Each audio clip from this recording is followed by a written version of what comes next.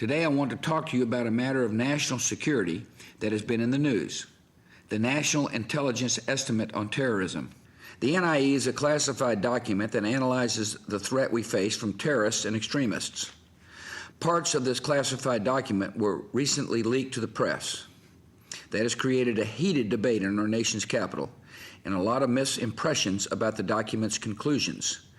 I believe the American people should read the document themselves and come to their own conclusions, so I declassified its key judgments. The National Intelligence Estimate confirms that we are up against a determined and capable enemy. The NIE lists 4 underlying factors that are fueling the extremist movement. First, long-standing grievances such as corruption, injustice, and a fear of Western domination. Second, the jihad in Iraq. Third, the slow pace of reform in Muslim nations. And fourth, pervasive anti-Americanism.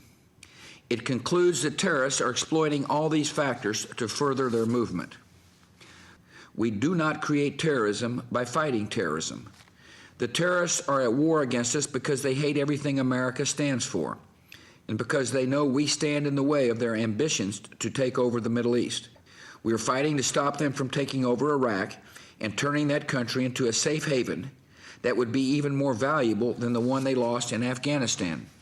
Iraq is not the reason the terrorists are at war against us.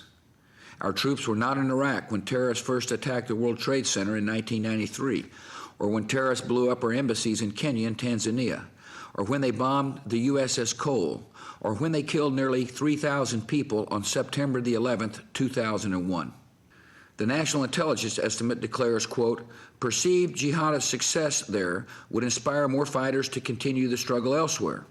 It also says that, quote, should jihadists leaving Iraq perceive themselves and be perceived to have failed, we judge fewer fighters will be inspired to carry on the fight. Withdrawing from Iraq before the enemy is defeated would embolden the terrorists. It would help them find new recruits to carry out even more destructive attacks on our nation. And it would give the terrorists a new sanctuary in the heart of the Middle East with huge oil riches to fund their ambitions.